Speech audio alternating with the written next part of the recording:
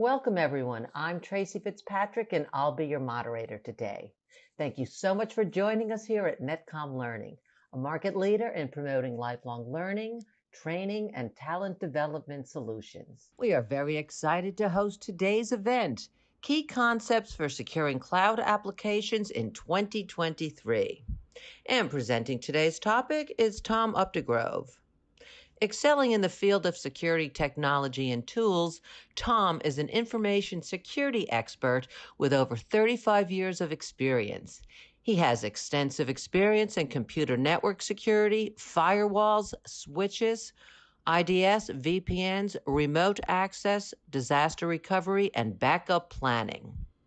Tom has worked on the creation and deployment of solutions for protecting networks, systems, and information assets for over 10 years for diverse organizations.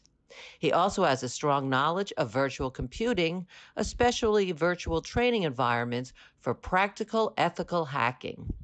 His training techniques have a proven track record of delivering in-depth knowledge of his practice areas. Now, please bear in mind that this is an overview of a very robust topic. We offer a collection of technical and business courses that can be tailored to your specific requirements. If you are interested in a further discussion, you can make an appointment with our learning consultants through our website at netcomlearning.com. Today's session is also being recorded, so you'll get free access to the recording in the next 24 hours via email. Netcom Learning helps customers build innovative learning organizations by achieving a smarter workforce, adapting to change, and driving growth. We do this with a broad catalog of offerings, developing customized learning plans, and our global delivery capabilities. Since 1998, we have been empowering organizations with our managed learning services to help them reach optimal performance results and address challenges. We do have 9 practice areas in which we specialize. They encompass people, process, and technology training. And today's presentation is from the security practice area. Netcom Learning offers a comprehensive training portfolio of courses for the topic being covered today. Our upcoming classes include various trainings on the given courses. You can also access a variety of marketing assets, such as the free training and blogs, by clicking on the available event handout. These offerings can be found with a simple search on our website at netcomlearning.com. As more and more organizations move their business operations to the cloud, it's critical to ensure that their cloud applications are secure. Today's session will give a comprehensive overview on how to secure cloud applications and discover the latest trends and best practices for securing cloud applications at your workplaces. And now I would like to give you a quick overview of the logistics before we get started. To begin with, you do have the option to view in full screen by clicking on the full screen button on the right side of the GoToWebinar viewer. Simply hit the escape key to exit the full screen. Everyone has been muted except for our presenters. Feel free to submit any questions you have for the presenters here in the questions pane, and we will address them at the end of the session. And to get the best out of today's events, we've included the slides, courses we talk about, and marketing assets in the handouts section of your GoToWebinar viewer. You may refer to them at any time to get a better understanding of today's topic. And we do realize that some of you may have to leave early and want to let you know that as you do leave the session today, you will be presented with a short survey. We would like to request for you to take a quick moment to participate in that survey. Your feedback really helps us understand your learning experience and improve our future sessions for you. The survey answers are measured on a scale of 1 to 5, 5 representing outstanding and 1 representing poor. And now I'd like to pass this over to our trainer to present today's topic. Hey, Tom, thank you so much for joining us today. Hi, my name's Tom Updegrove. I am a cybersecurity trainer.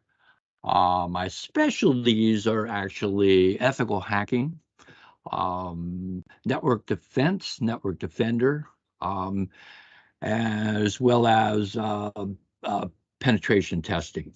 I am a licensed pen testing master, and um, the entire gamut of security has always intrigued me.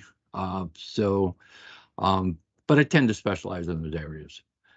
The subject for today, however, is securing cloud applications or cloud security. Key concepts for securing cloud applications in 2023. So with that, without further ado, let us carry on with the content for today.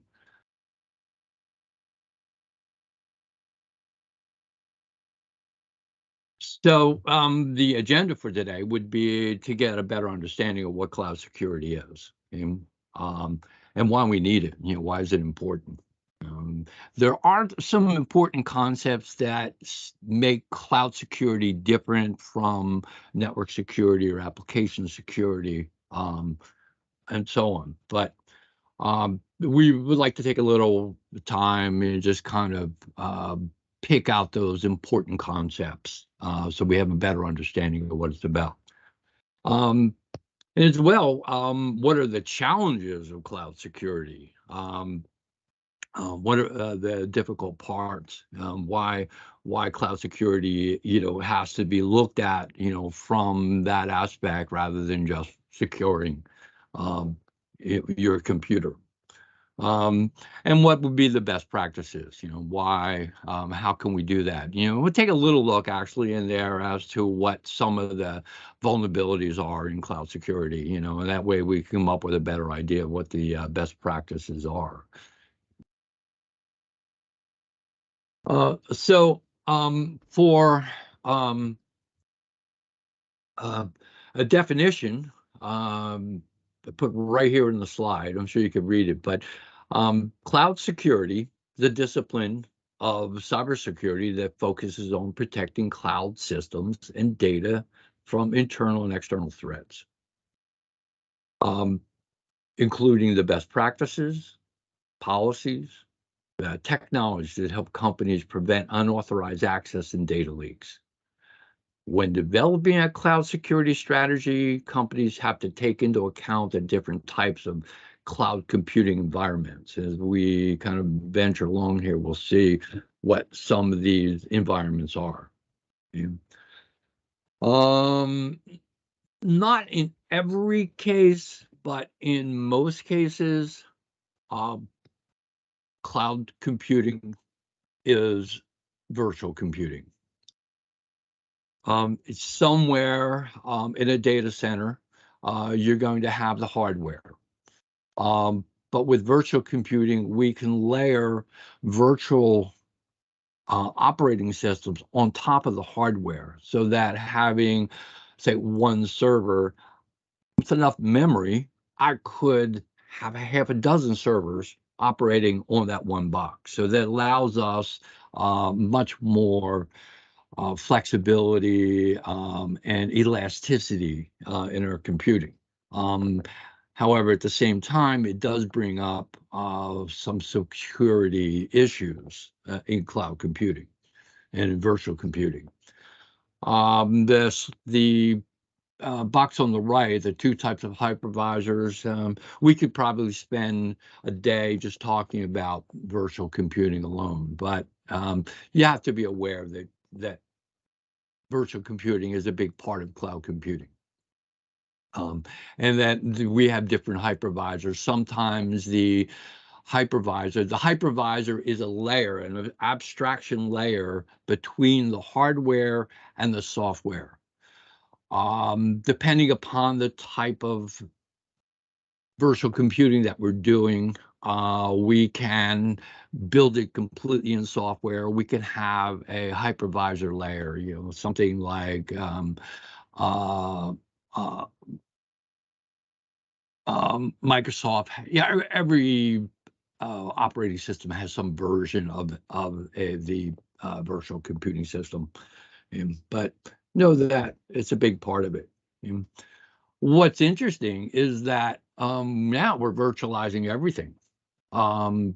Applications, um, network virtualization. So software-defined network is a very big area now, where we can segregate networks basically in software, and we can also do a series of network monitoring that would be virtualized. We can do network segmentation in a software-based way. So if we really even look at switches and routers, they are a software product that runs on hardware. So in network virtualization, we just bypass the hardware part of it. You don't use the actual hardware of the host machine. Desktop virtualization during the pandemic got very, very popular. It's still kind of popular. Here we would have a machine that would be running in the cloud. We would just log into it and go about our day-to-day business. Behind that desktop virtualization, there's going to be authentication virtualization, storage virtualization, so that everything you save would be saved in some type of storage, virtual storage area. And usually if you're running virtual servers and virtual desktops, then you would have some area. And I think the flexibility in that kind of storage virtualization is the ability to then back that up. And it's done very effectively. Recovery is really fast. So these are things that, in terms of cloud-based security, we need to utilize all of these areas. Data virtualization would simply be running databases, whether they're structured or unstructured, again, in some type of software virtualization. So it gives you a little overview of all the different types of virtualization and what really exists when we say the cloud. It's kind of funny that the cloud used to be in networking. It was pictured a cloud, a little drawing, and it used to represent everything that we didn't know. So it's kind of caught on, but at the same time, it's kind of a foggy notion of what is out there, right? The cloud. Everybody talks about it, but do we know what's really going on there? So I think we probably could have a better name for it, but this is what we've picked, and this is what we're using. And so in cloud computing, we have a series of environments, public cloud environments like Amazon Web Services, Rackspace. There's a number of public cloud environments that we can use. There's certain advantages to it because they're well established. The pricing on it is going to be better than in a private cloud environment. So the difference would be that you would subscribe to it. You're going to pay a certain fee for how much data you're going to access, how much is going to flow in and out of there, how much storage you're going to have. So it's based on that. But there are billions of people using public cloud services. There are some issues there in terms of the security, because you're on a system where other people would be on there. There's certain legal ramifications of there. Should this servers or services that you're using be part of some type of fraud, you're liable to then have some forced e-discovery and some shutdown of your services. So it's a very interested area, one that needs more exploration in terms of should you be using public cloud environments. And whereas a private It's much more constrained, much more controlled. It could be a data center that would be in the building itself that everyone's using, or you've etched out some services from, for instance, in a way, any FedRAMP or any Amazon services or Microsoft Azure services that are being used for the federal government are more private than public. So we could consider that even to be a private. One I don't have listed here really is community. Community is a way that various people can um, cooperate together to share the cost of a private cloud environment. And so, which leads us to a hybrid, which would be a combination of various cloud environments. You're going to see as we get into the types of services that are delivered, you're also going to have um, even a more hybrid combination than having public and private, even third-party clouds, right? Third-party cloud would be often approached by third-party providers that have a better price. So third-party providers generally give you a better rate, more flexibility, okay, but do they have the reliability of the big three? I mean, Google, Microsoft, and Amazon. And multi-cloud environments. And probably more and more of us are using multi-cloud environments where we're using 2 or more cloud service providers.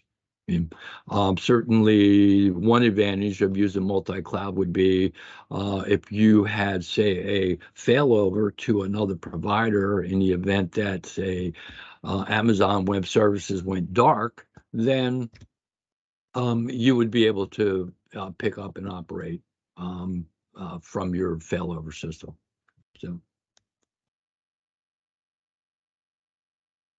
So some of the key concepts here in terms of services, IaaS or infrastructure as a service, basically is you're paying for a certain amount of computing service whereby you build everything in that structure.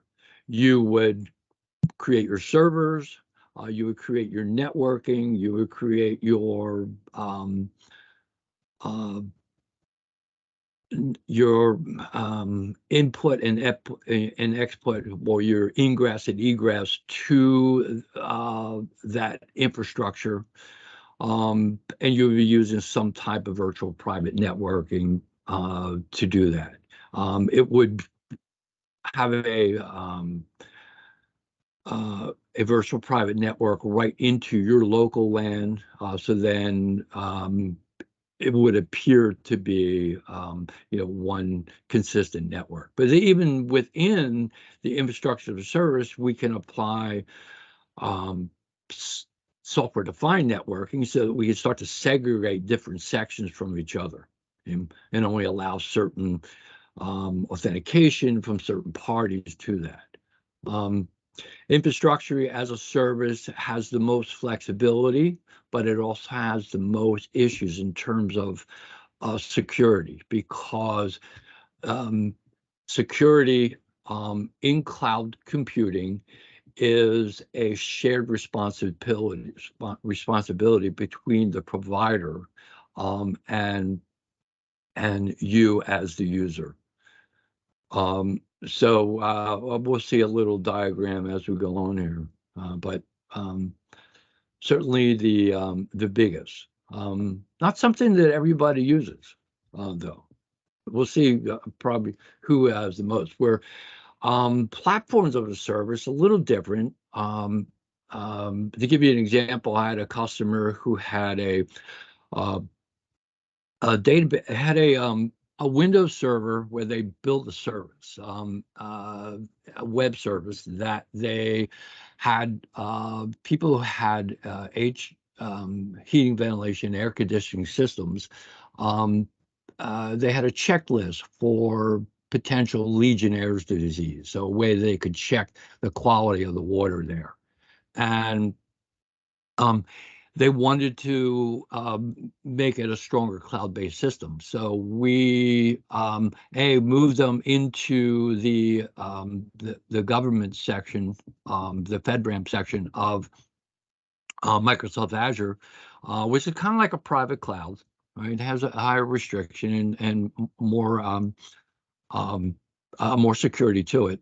And at the same time, we were just able to move his database application in there, no server operating system, just the database, and then present that as a web application to prospective users. So a lot of flexibility, certainly less building, less security requirements because the provider of the cloud computing has to manage most of the infrastructure there. Whatever the server operating systems are, it's their responsibility to update it and keep that secure.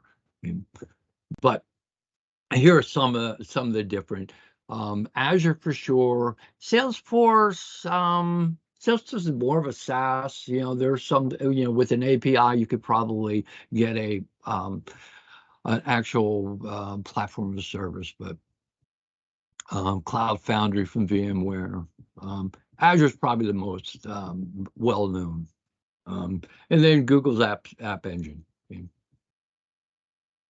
Then SaaS, software as a service. Okay, so Microsoft Office 365, Salesforce, QuickBooks Online, very, very popular. In fact, software as a service, there's many offshoots to it. Now we have security as a service, so that you offload your security in the cloud in ways that you can have identity as a service. So many formats and many to come. Now we have ChatGPT as a service. So we have AI as a service. And just more things that need to be looked at and understood in terms of what are the security implications, what are the vulnerabilities, the potentials, and what are the remediations for those things.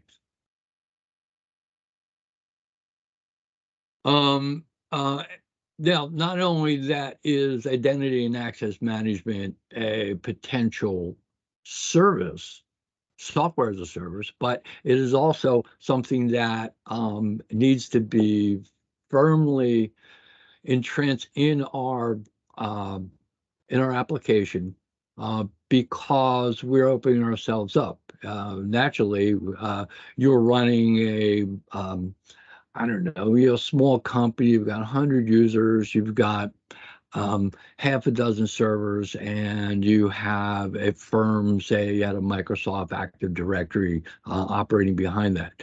Well, you're still limited to those 100 users and maybe some of the remote users. As soon as you went cloud-based, you now open yourself up to, just 5 billion users on the internet now. So it really does increase the risk. However, if you have the proper identity and access management tools in place, it's very, very well minimized. It could be really, really dropped down. Yeah. So, of course, some of the things we're looking at, what's a distributed workforce? Well, people working from home. From remote locations. COVID, really brought that upon us. In fact, just before this, myself and Ben were having a discussion about, will we ever go back to it? And probably not. Distributed applications as well, spread over a large area. But they need to be able to talk to each other. They need to also have a strong identity and access control behind them. Resource provisioning, we don't want to certainly eat up all of our memory, and certainly the services that are being used, they need to be managed as well and controlled in such a way that we're not allowing vulnerabilities in the system. BYOD, very similar to BYOB, right? Um, uh, bring your own device. Um, um, everybody's using certainly a mobile device, pads. They bring them into the office. How do we provision that? Because the problem with bringing your own device is that you have both a personal phase of it and then you have a workplace phase of it. How do we separate those? How can we make that? Sometimes the devices are issued by the company themselves. Today, we see that it's actually a kind of a iffy area because a lot of people are using their device for work, but they're not getting compensated for that. But I'm not going to bring that issue up. Password issues. The password is going away as our identity and security solutions become stronger. We're using tokens instead of passwords. Some type of chip in your mobile device to authenticate you versus a face. Some type of biometric authentication. It's getting much more stronger, and as you're going past, the password is going away. Okay, and compliance. Compliance requires that you have stringent, whether it's PCI, payment card industry, whether it is health related, whether it's financial related, Fed related. Now it's even going to be insurance related. So these are iffy areas that we really need to work with in order to have a strong, secure, reliable, functioning, and 24/7 cloud solution. Data encryption, which is really how we are formulating that way of keeping ourselves secure. Just briefly, there are different types of encryption, but encryption is going to, I think I'm a slide, probably a slide ahead of what I'm just going to say, but encryption, there's three types of encryption that we use. Data, we want to encrypt the data at rest. The data stored on your laptop should be encrypted. Your insurance requirement is going to ask that. But the data in transit, anything you're sending, I send you an email, that if it's going to have a degree of encryption, but if we want to specify that that is only to be opened by a certain person, we're going to layer another form of encryption on top of that. But at the same time, there's a form of encryption we call homomorphic, where in order for me to, if I have something encrypted, I have to decrypt it and then re-encrypt it to send it. You have to decrypt it. Where homomorphic encryption, encryption decrypts on the fly. Okay? So you may hear that. Types of encryptions we have are symmetric. Symmetric basically uses the same key to encrypt and decrypt, where asymmetric uses a public-private key pair. Very popular. This is the SSL lock in all web applications that we use. Okay? Hashing encryption. Hashing is more related to it's so-called a one-way function, and it's used to identify and to validate the integrity of files. Hashing is very big in blockchain, very big. You can't have blockchain without hashing. Okay, so it rests and in transit. We need to be able to encrypt that data. Usually, resting is done symmetrically, and in transit is done asymmetrically, but not always. And there are different ways that many layers to it. But I think this should give you a good idea of the importance of encryption in cloud computing. Application security. because we're working so many applications, so many software as a service, we definitely need to be running application security. Um, Naturally, I log in. I want to go to QuickBooks online. I need a password, and I'm going to have today. If you don't have two-factor authentication or multi-factor authentication enabled, you're acting foolishly, and um, it's only going to cause you a problem. So application is very, very important because that's constantly what we're working with, and especially with software as a service. Um, Application security is also handled in terms of because of software, um, and we want to get our software to market quickly, just because of uh, the need. Um, of the whole software development life cycle, it's very possible the software gets to market with vulnerabilities. Um, I think as more and more software is handled in a proper way through these forms of testing, so static application security testing, it looks at the actual code written. Is it using um, parameters that are out of date, that are insecure. Um, Really, it's up to the software tester to determine that. Um, Whereas dynamic application security testing is looking at now when that software actually hits the hardware, what's happening in the registers. So dynamic application software, there may be some vulnerabilities, there may be some memory collisions, there may be some areas whereby someone might be able to create a buffer overflow and they either knock the system offline, you'll create a denial of service, or gain some type of higher privileges. So that's what hackers are doing all the time. They're always testing, and the problem being that all these software applications are interfaced through an application programming interface, an API.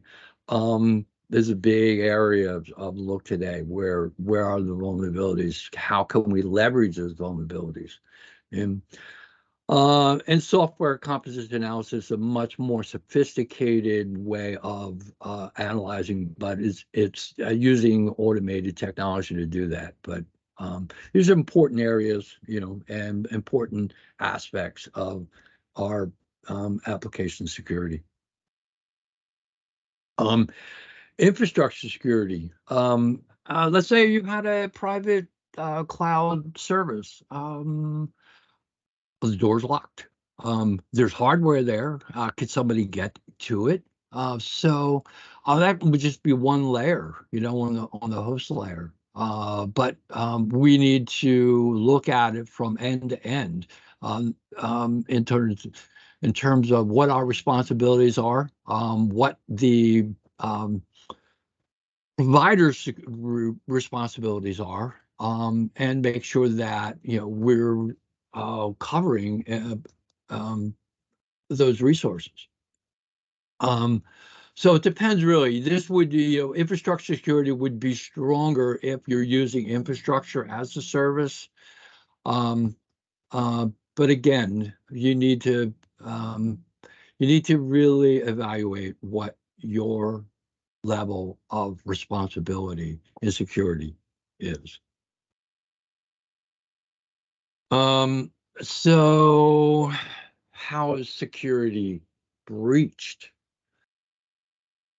Um, as we say, there's um, software as a service is huge. Microsoft Office 365. If you're using Office 365, guaranteed you've gotten a email saying your password is going to expire today. Click this handy little box here to reset your password. Of course, you're going to click the box. You're going to reset your password. If it's going to ask you to put in your old password, create a new password, you're going to give away your old password, and probably you didn't create a new password. Google Drive, they're getting much better, but again, all of these, if you're not using multi-factor authentication, you're being foolish. You're promiscuous to do that. Compromise accounts.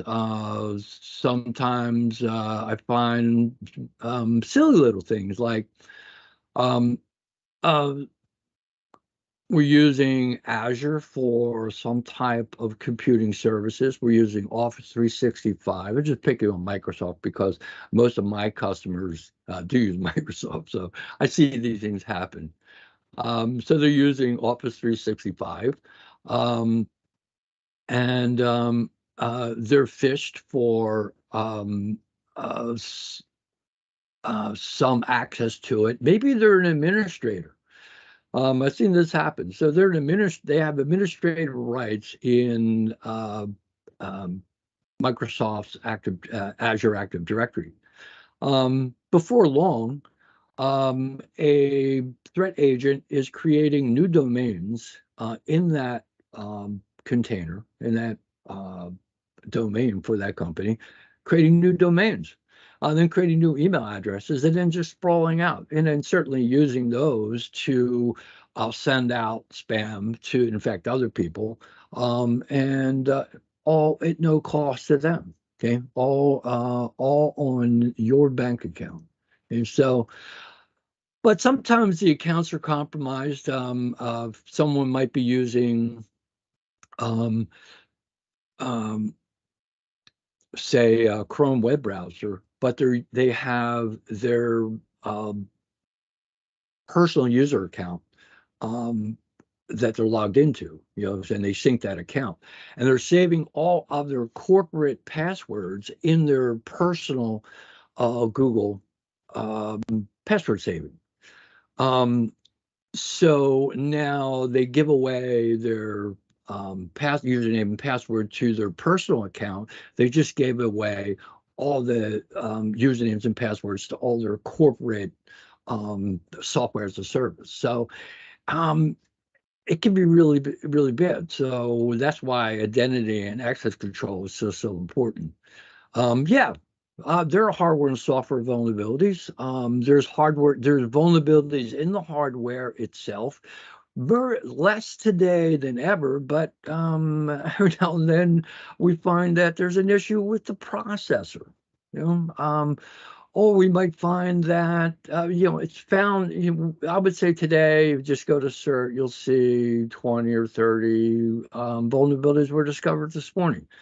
So it's very, very important that not only are you keeping your local hardware and software patched and up to date and using two-factor authentication, that you're using all of your software as a service, platforms, and infrastructure as a service up to date as possible as well.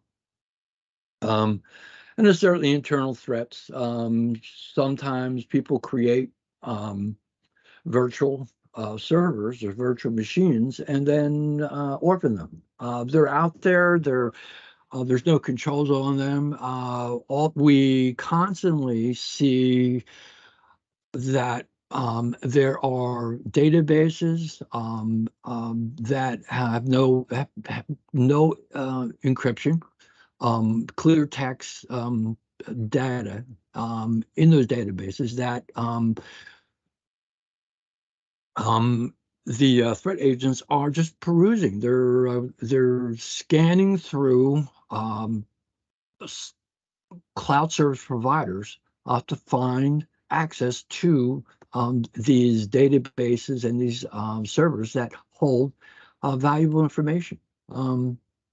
Sometimes, and it could be that it was just a mistake or a mistake. So the internal threat to human error, or it could be an insider threat. It could be somebody has more permissions than they should, like that young military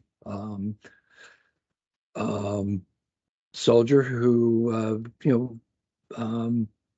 I don't know if it was, espionage or he was just, trying to do something for bragging rights. It's hard to say, but had there certainly was a reason. There was no reason for him to have the permissions and privileges that he had. So these things need to be really understood and controlled. So getting down to the bottom here, what can we do here in terms of handling risk analysis and assessments? We need to really look at the services that we're running, the infrastructure that we're running, and run a true risk analysis and assessment. And we do that through vulnerability assessments. We run automated tools as well as manual tools to determine that. The vulnerability assessment, for most, anyone that's running in any compliance requirements, they're going to have to do usually a twice annual vulnerability assessment, maybe even more so. PCI probably every 3 months. It may be a self-assessment, and they'll do a scan of your gateway. In most cases, an annual penetration test. The difference between the two being that the vulnerability assessment will tell you what needs to be done and give you some remediation for that. The penetration test is actually going to prove that there's a vulnerability. It will exploit the vulnerability, and it's a little rougher on the system because a penetration test could very well create a denial of service. But you want to know that. I mean, if you're required to stay 24/7 up, then you would want to know that there's a way to actually create a denial of service.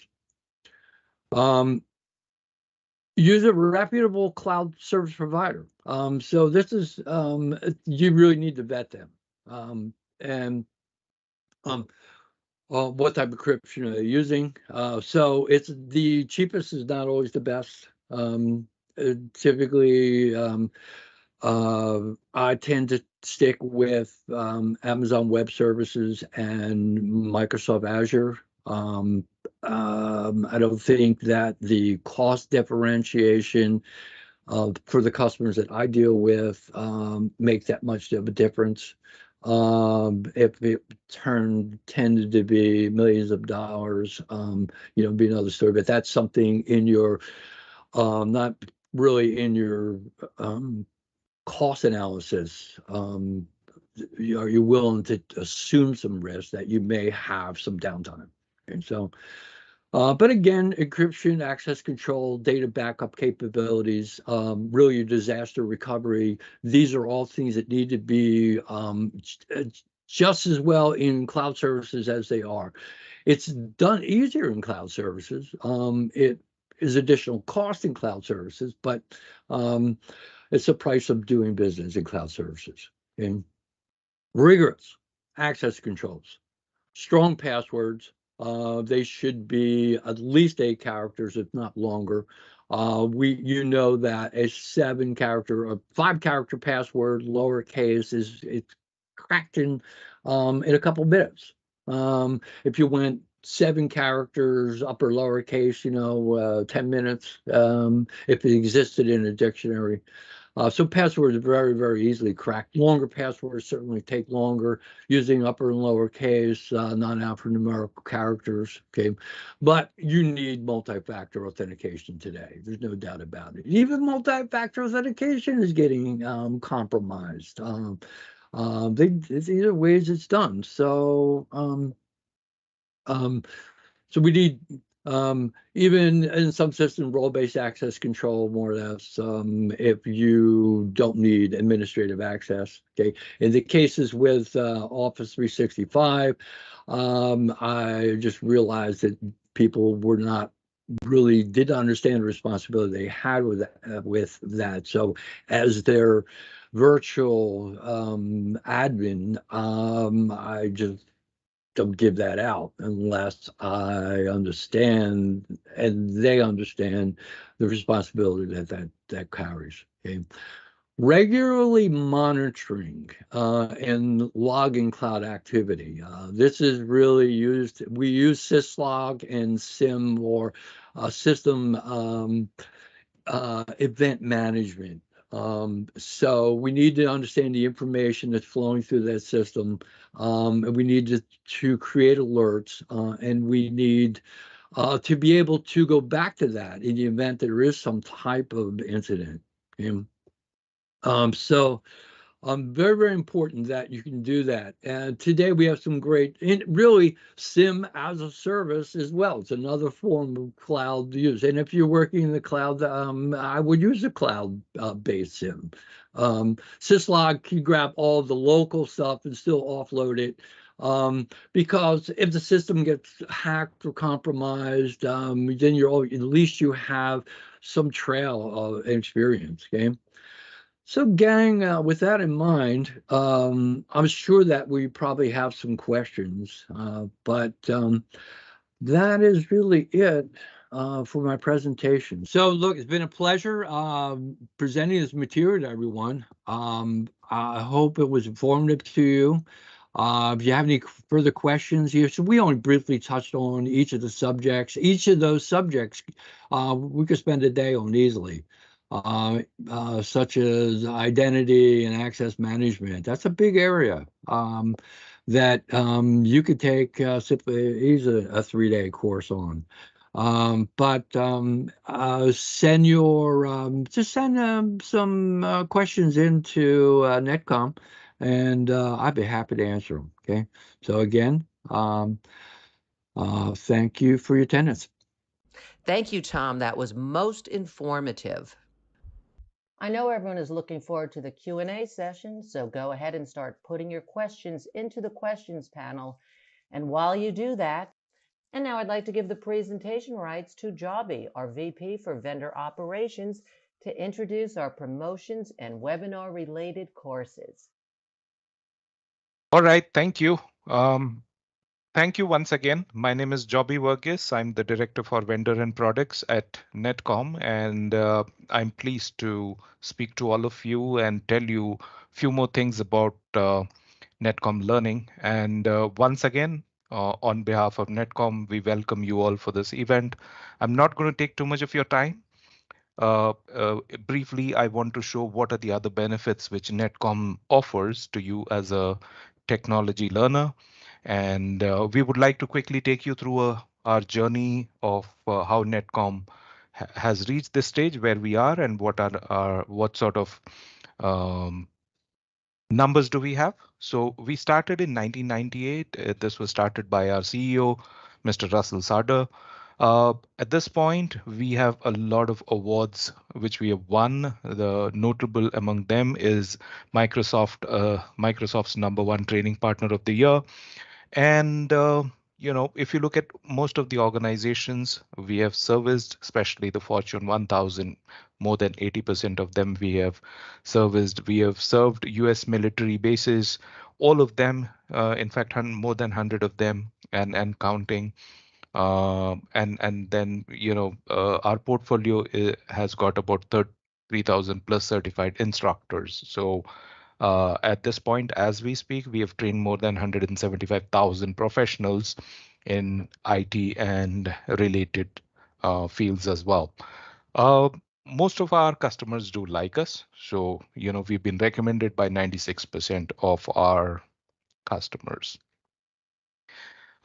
Since we are talking about security, so security skilling is a program which Netcom has created for avid learners like you who are keen to learn more and at the same time enhance your career prospects and at the same time update and upgrade your skills. So what we have done is we have created a specific program. We call it as security skilling program, in which we have courses from CompTIA, EC Council, IC Square, Microsoft, AWS, and we're also shortly adding Cisco to this particular skilling program. While we all know that all these vendors whom you saw on the screen, all of them offer a lot of courses, but then what we tried to do was to create a roadmap for each of those vendors, and we have created specialities. A quick glance of that particular page is this. We would encourage you to visit us at netcom www.netcomlearning.com and get more information from here. These are the specialities we cover, and if you come here and click on various specialities, you'll get the courses which we cover on the right hand side. So this is our security skilling program. And if you look at the features, basically we have the best of the instructors. We have a global delivery capability. So wherever you are, United States, Canada, Europe, wherever you are across the world, we have the capability to deliver programs. So if you or your organization needs it, please feel free to get in touch with us. We also have multiple learning modes. If you say that, virtual instructor led is something which you're interested in, or you want a private group training, or you are interested in self-paced, all those options are available in our security skilling program. And at this point, this has got more than 50 different courses and certifications from these vendors, which you see on the screen. Moving on, we also have a cybersecurity awareness training and phishing simulation solution for our customers. And this is one of those very important things, because we all talk about security, but we know that, one small error by an end user of an organization can risk the complete organization of its resources. Its digital infrastructure could be at risk, and of course the IP and the data as well. So, the end user training part of it, we have partnered with EC Council to offer a unique solution to our customers, which is basically to offer a phishing simulation solution. Along with that, more than 100 different courses to train the end users on safe, secure cyber practices. In terms of the security solution, this is what we do. In the simulation part of it, there are three types of simulations we offer: entice to click, credential harvesting, and sending an attachment. We also offer simulations on voice calls, and you could also do simulations on SMS, which is sending a message to your team members to check how do they react to a bait kind of a situation. If you say that you want to assign trainings directly to your learners, you could do that from this platform itself. So if you think this is of interest to you, please feel free to get in touch with us. We'll be able to give you a detailed information on this. Moving forward, we have a learning passport as a product. This is basically a savings plan in which, based on the product, based on the value you purchase, you get additional buying power or additional buying power. So effectively, your purchase per unit becomes lesser. So, for example, if you take our learning savings passport, which is for premium, which is for $75,000, you get additional 60% value over and above $75,000, and we would match it with the course prices, and you could assign this value to your team members based on the specific trainings which you want them to take and the trainings which you want them to and which you want those learners to undergo. This has got more than 4,000 courses, and this is a 12-month option which is available. So within 12 months, you can assign trainings and consume the value which is given. Overall, when you look at it, this is effectively a 60% additional value which you get for the same price. This is in comparison to the list price, which is mentioned on our website. The next is Learning Voucher Passport. Voucher Passport is our another platform where another package which we offer to our customers. If you say that you have decided on the number of days of training, so you could work out basis the number of days. So let's say your budget is 100 training days and you have 20 people, which effectively means that you have 5 days of training to be assigned to every person. Again, here, when you invest let's say you purchase premium for $44,000, you get additional value in terms of number of days training. This is again an advantageous product if you think that your learning plans are ready for the year and you know how many days of training you need.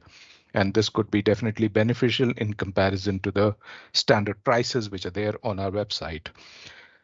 We also have a subscription platform, and this is for individuals, and at the same time, this is also for people who are working, who are looking for training for their people within the organization. So we have three different types of subscriptions available. Silver, this is free. And to give you details about this silver subscription is that this is going to be free for everybody.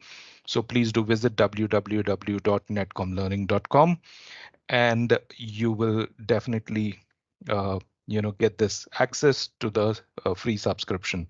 In this, we offer more than 300 courses. The next one is gold subscription. It's priced at $199. You get 400 plus e-learning modules from various vendors. And the most popular subscription of ours in Netcom Plus is called as Platinum. This has got more than 400 e-learning modules, and at the same time, more than 100 virtual instructor-led classes at a small price of $2,999 per learner. Just in case you have a higher requirement in terms of value, you could also get in touch with us and we can try and work out a price which would match the volume which you're looking for.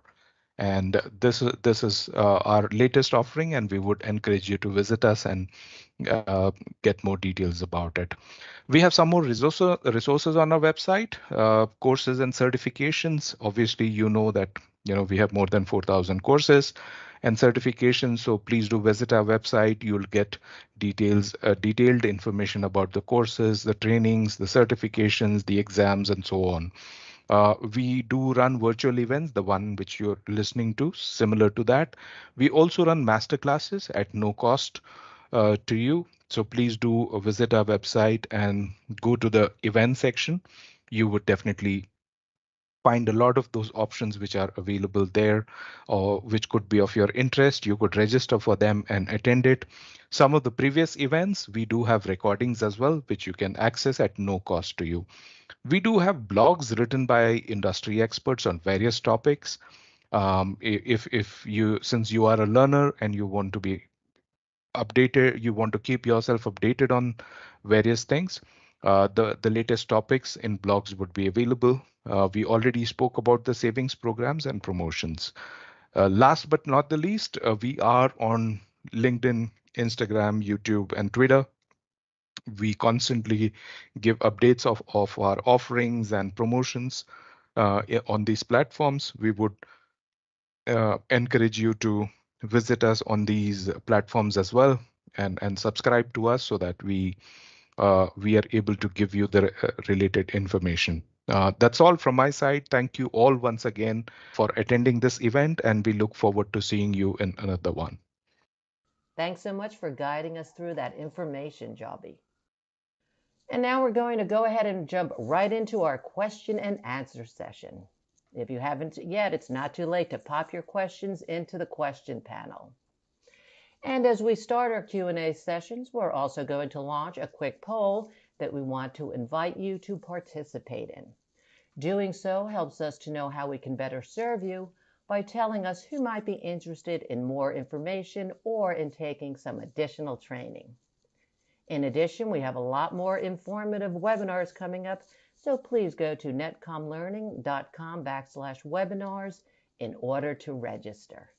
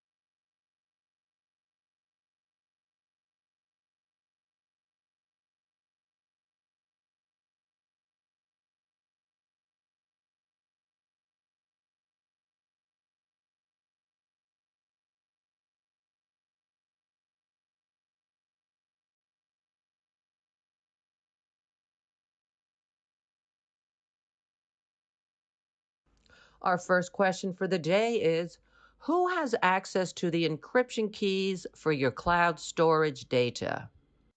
Oh, that's a good one. Okay, so key escrow.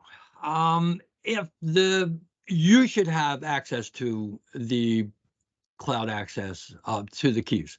And you should escrow them. If the provider has it, then you have no real true security. That should really be your responsibility, and only you, okay, or your trusted party. Next question in the queue. How do you monitor and audit your cloud environment for security and compliance? Yeah, so I would use some type of I would recommend something like Elasticsearch, but you could use Splunk. So what you're doing is you're capturing all the data flowing in and out of that network, and recording it, and storing it. It could be for a 5-day period, a week period, a month period, or an annual period. It all depends on your compliance requirements. Some have pretty stringent, like email. In some cases, it's 5 to 7 years. Then